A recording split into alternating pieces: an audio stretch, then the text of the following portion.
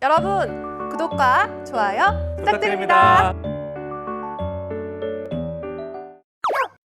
이미 격리 조치가 된 경우 회사는 당연히 출근하면 안 되겠죠. 이럴 때 개인적 사유로 격리가 된 것이고 회사에 노동을 제공하지 못하는데 유급인 거죠. 그러니까요. 일반 감기, 몸살 등으로 병가 휴가를 쓸 때는 무급인가요? 헷갈립니다. 이렇게 적어주셨는데 일단 격리가 돼서 출근을 하지 못하게 됐는데 이 경우에는 돈을 유급이다. 받을 수 있나요? 없나요? 일단은 원칙적으로는 아까도 말씀드렸지만 무급이에요. 네, 근로기준법에서는 정한 바가 없어요. 근데 네. 방금 아까 우리가 소개해드렸던 것처럼 간염병 예방법에 따라서 특별법으로 일부가 지원이 될 수 있는 거죠. 우리가 앞서서 본 법에 보면은 네. 보건복지부령으로 정하는 이 금액이 있어요. 예, 이 금액 한도 안에서 유급으로 처리를 해주는 것이고 그 금액을 이제 초과하는 근로자 같은 경우에는 초과하는 부분만큼은 이제 회사의 또 재량이에요. 네, 그래서 원칙을 단체협약이라든지 취업규칙에 정한 바가 없으면 그 윗부분은 또 무급이 되는 거죠. 그렇기 때문에 네, 그래서 근로기준법 저희가 이제 다루고 있는 노무사가 다루는 그 범위는 근로 제공의 규율을 정하는 법률이다 보니까 이런 감염병과는 조금 이제 2차적인 법이라고 봐야 될 것 같아요. 그래서 아까 전에 저희가 소개해드린 것도 감염병의 예방 및 관리에 관한 법률을 제가 소개를 드린 거고요. 그래서 지금 사실 말씀드린 것처럼 근로기준법은 아플 때도 쓸 수 있는 게 연차밖에 없어요. 그러니까 병가라는 개념이 근로기준법에 없습니다. 노동법에. 예. 그래서 아플 때는 연차 휴가를 쓰게끔 되어 있는데 그런데 이게 조금 아플 휴가라고 하면 좀 재생산, 좀 휴식, 여행 이럴 때 쓰는 게 좋잖아요. 워라밸 시대니까.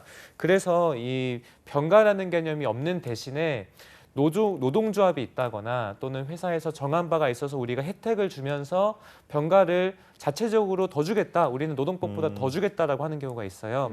그럴 경우가 있기 때문에 여러분들께서는 꼭 회사 내에 비치된 취업규칙과 단체 협약 두 가지를 꼭 보시는 게 좋을 것 같습니다. 그게 좀 어려워요. 되게 내용이 많고. 네. 하지만 꼭 찾아보셔서 내게 숨겨진 권리를 꼭 발견하시는 게 좋을 것 같습니다. 아니 근데 취업 규칙이나 단체 협약을 찾아봤는데 이거 네. 내용을 잘 이해 못하면 노무사님들한테 가면 되나요? 네, 그렇죠. 그 내용의 해석이 좀 어렵기 때문에 그때는 네. 저희한테 좀 오시면 저희가 좀 같이 상담해드리겠습니다. 그렇죠. 보통 네. 어려운 내용이 많기 때문에 맞아요. 좀 그런 과정이 필요할 것 같고 두 네. 번째 사례도 준비가 돼 있으니까요. 제가 네. 한번 읽어드리겠습니다. 질병관리본부에 따르면 확진자가 다녀간 병원, 식당 등에 대해서는 보건소가 메르스 대응에 준해서 환경소독을 실시하고 있다고 합니다. 확진자가 지나간 곳에 들렀다고 해서 무조건 바이러스에 감염되지 않는다고 하지만 그곳에 근무하던 병원 직원 A씨는 불안한 마음에 스스로 자가격리를 취하고 싶어 합니다. 이 경우에 A씨는 유급 휴가로 자가격리를 실시할 수 있을지 혹은 재택근무를 할 수는 없는 건지 이 사례도 좀 궁금하네요. 그러니까 맞아요. 아까 말씀하셨던 거에 따르면 조금 어려울 것 같긴 한데 어떻습니까, 진아 쌤? 이런 분들이 지금 사실 굉장히 많은 걸로 알고 있어요. 이제 네. 본인이 불안하고 저희가 이제 어떻게 보면 본인의 건강, 생명과 직결된 문제잖아요. 주변 그렇기 사람들을 때문에 위해서도 그렇죠. 예, 이렇게 마음도 약하고 좋으신 분들은 네. 또 그런 생각들을 많이 하시거든요. 근데 안타깝지만 법에는 아까도 말씀드렸지만 정한 바가 없어요.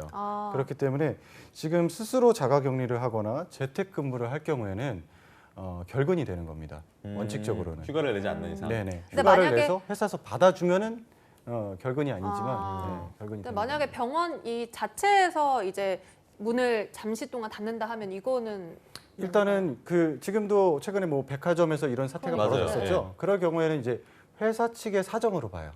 회사 측의 사정으로 봐서 이때는 휴업급여라는 걸 지급을 해야 되는 것이고 휴업급여는 저희 평균 임금의 70% 일할 계산해서 지급이 됩니다. 네. 알겠습니다. 네. 무단 결근이 될 수도 있다라는 말씀을 해주셨는데 진원 쌤은 어떤 말씀하시겠어요? 네, 결국에는 저희가 계속 말씀드리는 연차 휴가가 제외하고서는 무노동 무임금 원칙. 그래서 노동을 제공하지 않았기 때문에 그에 따른 임금 또한 없다라고 봐야 될 것 같고 네. 지금과 같이 확진이 아닌 상황, 입원이 필요하지 않거나 조치가 필요하지 않은 상황에서는 더더구나 노동을 제공하지 않는다면 무급으로 본인이 쉬어야겠죠. 네, 그래서 그런 부분은 회사하고 좀 상의를 해야 되지만 법적으로는 여러분들의 쉴 권리가 지금은 보장되어 있지 않다라고 봐야 될 것 같습니다. 네, 알겠습니다. 이렇게 두 번째 사례까지 만나봤고 계속해서 세 번째 사례도 알아보도록 하겠습니다. 세 번째 사례는 이 시국에 중국으로 출장을 어허. 가라고 하네요. 거부할 수 있나요? 라고 짧게 사례가 나와 있는데 사실 이 시국에 중국으로 출장을 가라고 하면 조금은 꺼려질 수밖에 없을 것 같은데요. 이거 거부할 수 있나요? 안 꺼려질 일단은 것 같은데. 저는 회사 측의 입장이니까 네. 지금 회사도 굉장히 곤란할 것 같아요. 맞아요. 보내고 싶지 않을 거예요. 그렇죠. 네, 그런데 보내라고 하면은 이제 이 직원뿐만이 아니라 전체적으로 술렁될 거고 네. 그렇기 때문에 보내고 싶지 않을 텐데 어쩔 수 없는 어떤 사정이 있을 거라고 저는 생각을 하고요. 근로자가 이제 거부할 권리는 언제나 있습니다. 예, 본인의 또 건강과 직결돼 있으니까 대신에 회사는 이제 조직이다 보니까 또 누군가가 가야 되겠죠. 네. 그렇기 때문에 합리적인 사정이 좀 필요할 거예요. 그래서 합리적인 사정을 좀 준비해 가시는 게 좀 도움이 되겠죠. 그러니까 코로나 같은 경우는 누구나 다 공통적으로 좀 우려하고 있는 상황인데 네네. 네. 거기서 합리적인 상황은 뭐가 있을까요? 뭐 집에 갓난 아기가 그렇죠. 있어서 조금 그렇죠. 우려가 되는 네. 상황이다. 아니면 그 중국 네. 출장 지역이 너무 그 후베이성 근처거나 후베이성이다라고 그렇죠. 하면 좀 거부. 그렇죠. 할수 네, 있- 그런 부분들에 대해서 적극적으로 어필을 하는 것이 중요하다고 생각해요. 일단은 이거는 뭐 출장 안 가시더라도 출근을 하시는 거니까 그렇죠, 네. 그렇죠. 문제가 될 맞아요. 건 없을 것 같다는 생각이 들고 진원 쌤은요? 네, 그래서 이런 게 결국 노동법은 사람과 관련한 법률이고 저희 인권 살롱도 결국에는 인권이라는 보이지 않는 이 가치를 다루는 거다 보니까 가치 판단의 영역이 매우 중요합니다. 그래서 메르스 사례 때를 좀 저희가 소개를 드릴 건데 네. 메르스 때도 이런 게 비슷하게 있었어요. 그래서 공동 쪽. 그때도 이제 그 법원의 입장은 종합 고려를 해야 된다. 회사 쪽의 업무 필요성과 개인의 면역력이 좀 약한 경우 이럴 네. 경우에는 지병이 있는. 네, 그렇죠. 그럴 경우에는 이제 감염의 위험이 높으니까 그럴 경우에는 출장의 정당성이 없기 때문에 근로자가 가면 안 된다라는 걸 확진을 준 경우가 있습니다. 그래서 종합적으로 판단해야 되는데 지금 봤을 때는 우한이라든지 이렇게 비행기가 안 뜨는 지역 있죠. 네. 그런 곳을 보내는 건 절대 안 된다고 좀 보여지고 하지만 중국에도 우리나라의 다양한 공장이 있고 또 맞아요. 현지에서 이미 우리 한국인 주재원분들이 근무 많이 하고 계세요. 현재도. 맞아요. 그래서 사실은 다 안 된다라고 보기 좀 어려운 상황이에요. 아. 그래서 이런 것들은 비행기가 뜨는 지역일 경우에는 종합적으로 고려를 해야 되나 어쨌든 근로자를 이 방송을 보는 이제 사업주분들은 꼭 근로자의 위생 또는 건강 책임져 달라라고 확신을 드리고 싶습니다. 그러니까요. 같은 고민하고 계신 분들 많을 것 같은데 네. 현명한 대처를 하시길 바라겠고요. 계속해서 다음 사례는 비정규직 직원에게만 감염 위험이 큰 일을 줍니다. 어떻게 해야 되죠? 뭐 예를 들면 뭐 서비스직을 시킨다거나 네. 뭐 판매직을 하게 한다거나 아니면 뭐 정규직 직원에게 마스크를 주는데 비정규직에게 마스크를 안 주면서 일을 시킨다 이런 거. 요즘에 그런 일은 아. 정말 없을 것 같긴 한데 그래요. 정말 예. 나쁘네요. 그러니까 네. 이건 인권 살롱이 아니라 저기 딴 데 가서 다퉈야 될 것 같은 그런 상황이긴 합니다만 어떻게 좀 보세요, 네. 진아 쌤? 네, 일단은 아까 말씀하신 것처럼 마스크를 따로따로 누군 주고 누군 안 주면 법보다 주목이 가까워요. 일단은 얘기는 해야죠. 네, 진아 쌤. 그 정도로 세게 바로 예. 해주죠. 아니, 왜냐하면은 너무 이건 정말 안 되는 일이죠. 그렇죠. 그런데 지금 말씀하신 사례는 사실 회사 측의 사정보다는 저는 노노 갈등이 되게 많다라고 생각을 해요. 아, 왜냐하면 저희가 컨설팅을 하면서 여러 가지를 느끼는데 네. 정규직 직원들이 위험하거나 힘든 일을 회피하는 경향들이 사실 굉장히 높아요. 그렇죠. 네, 그리고 이제 대표들은 본인의 직원들이 그렇게 얘기를 하고 이걸 외주화시킬 수 있다, 비용도 절감이 된다라고 얘기를 하니까 합리적인 선택을 하는 것이거든요. 근데 이게 회사에서는 합리적인 선택을 했지만 외부에서 봤을 때는 위험한 일들만 저임금을 주면서 외부 사람들을 쓴다. 이 사람들한테 맞아요. 좀 더 높은 위험을 강요한다라고 이렇게 보여질 수가 있는 거죠. 그렇기 때문에 이 정규직들이 조금 더 나설 필요가 있다라고 생각을 해요. 예, 조금 더 나서서 본인들이 조금 더 위험한 일이라든지 어려운 일들은 네. 정규직들이 조금 더 나서서 해결을 하는 뭐 이런 근데 이거는 이제 예. 저는 사업주의 입장을 대변하는 진아 선생님이 약간 음. 책임 의식을 좀 더 져야 된다고 생각이 듭니다. 그 네. 이유는 이제 결국에는 이제 사업주의 시스템이 저는 먼저 우선시 돼야 정규직이 그런 유인을 갖는다고 생각이 아하. 들어요. 결국에 노노 갈등으로 이제 저희가 하면 계속 이제 정규직 비정규직 간에 되게 서로 을간의 싸움이 이제 될 수밖에 없는 것 같아서 저는 이제 사업주를 대표하고 또 컨설팅 하시는 진아 선생님이 좀 이런 부분에 대해서 한번 한 말씀 주시면 감사할 것 같습니다. 네, 진아 쌤 한마디 하셔야 될 것 같아요.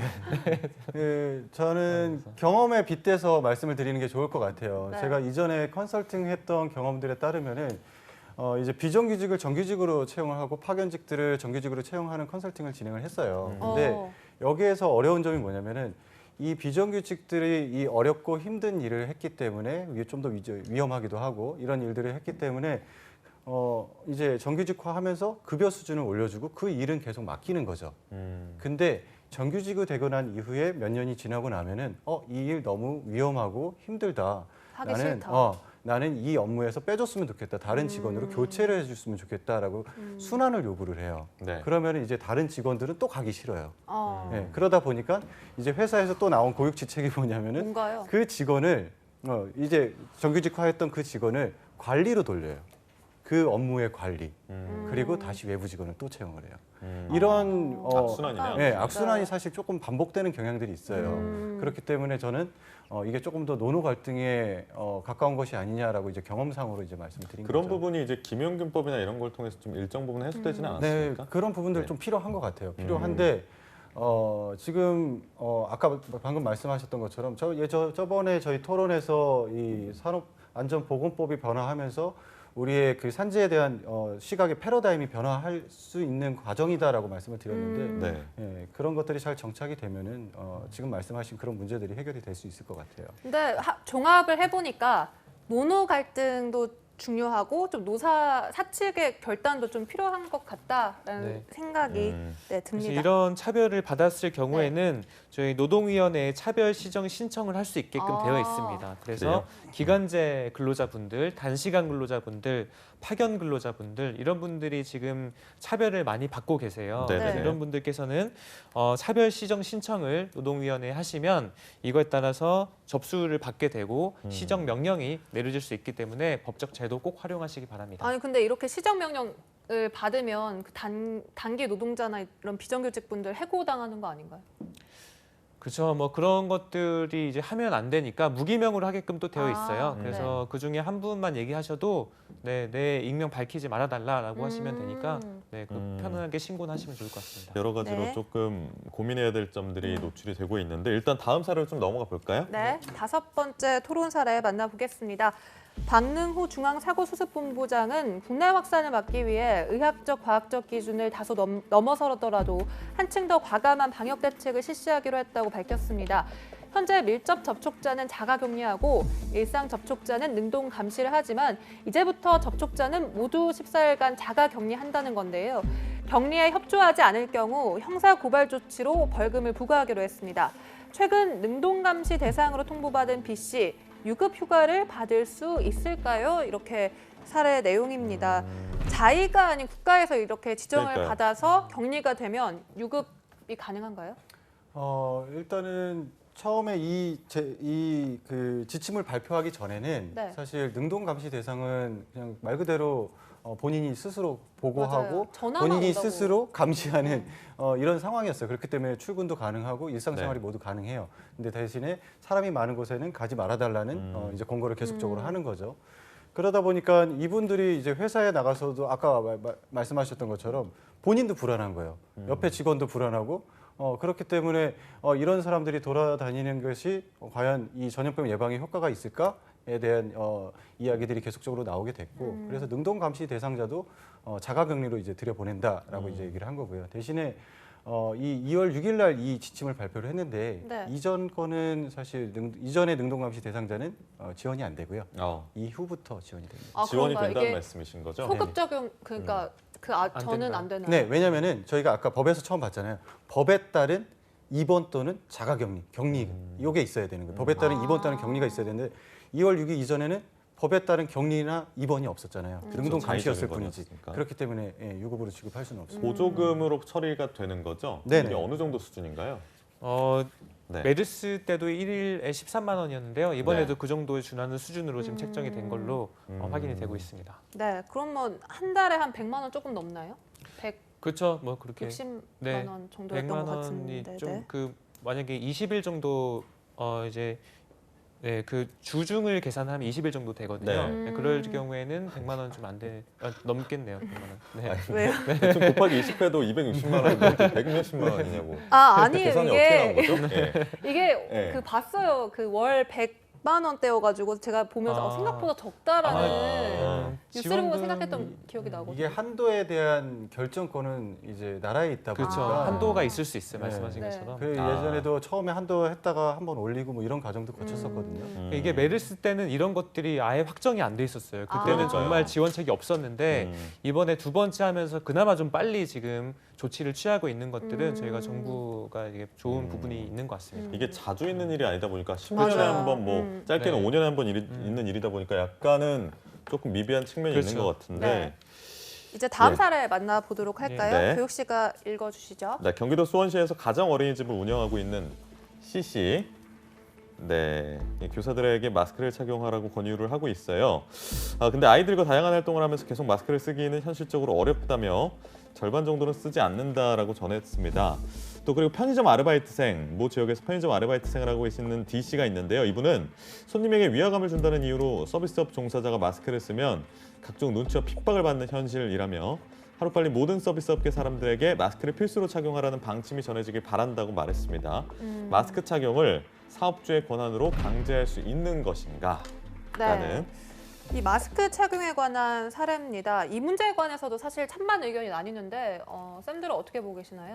우선 사업주한테는 직원의 용모라든지 복장을 단속할 의무가 있어요. 아니, 의무가 아니라 권리가 있어요. 그래서 네. 그런 것들은 보통 취업 규칙에 정해져 있거든요. 그렇기 때문에 마스크, 이런 전염병이 발생이 됐을 때 마스크를 쓰라는 권고 얼마든지 할 수가 있고요. 아까 우리가 얘기했던 2월 6일 날 나온 전염병 예방 지침 노동부에서 나온 거기에도 보면은 사업주들은 근로자들에게 마스크를 쓰도록 적극적으로 권유해야 된다 이렇게 돼 있어요. 그렇기 때문에 지시는 당연히 할 수가 있는 거죠. 예, 예. 그럼 만약에 쓰고 싶은데 네. 미관상 안 좋으니 벗어라 이런 얘기를 해도 맞아요. 문제가 안 생기는 건가요? 네, 그거는 제가 설명드리면 네네. 일단 민법 390조에 따르면 사용자는 노동자의 생명, 신체, 건강을 재해로부터 보호해야 할 안전 배려 의무가 있습니다. 그래서 이 위반을 하게 되면 위반해서 만약에 감염이 됐다고 하면 이 안전 배려 의무 위반을 근거로 치료비와 휴업 손해 등 배상을 청구할 수가 있어요. 그래서 감염이 안 됐다고 하더라도 결과적으로는 작업 환경을 쾌적하게 만들어야 되기 때문에 이 전염병에 따라서 분명히 이제 마스크는 필수적으로 의무적으로 사업주분들이 해야 된다라고 봅니다. 아니 이번에 홍콩에서 그 캐리람 장관이 본인은 마스크를 쓰고 나왔는데 공무원들한테는 마스크 쓰지 말라고 해서 이게 논란이 되기도 했는데 이렇게 대통령이 그러니까 우리나라 대통령 아니지만 이렇게 지도층이 이렇게 명령을 내리면 이것도 이게 효과가 있는 건가요? 그럼 강제할 수 있는? 일단은 명령이니까 그 네. 명령에 대한 권한은 있겠죠. 근데 사실 본인의 생명이나 건강은 본인이 제일 먼저 챙겨야 될 것 같아요. 네. 예, 사업주가 마스크를 쓰지 말라고 했다고 한들 네. 본인이 이거 마스크를 써야 될 거라고 생각이 들면은 주장하는 부분도 좀 필요하다고 생각을 해요. 아. 예, 무조건 시키는 것에 오케이. 근데 문제가 있는 것 같은데 이게 아니라 네. 저는 그 부분에 대해서 약간 이의가 있습니다라고 얘기하시는 반박할 것도 수 있어야 네, 한다. 그 부분은 필요한 것 같아요. 만약에 지도자가 그렇게 뭐 지침을 내린다고 하면 분명히 또 국민들이 가만히 안 있을 겁니다. 그렇죠. 성장을 했기 때문에 그렇습니다.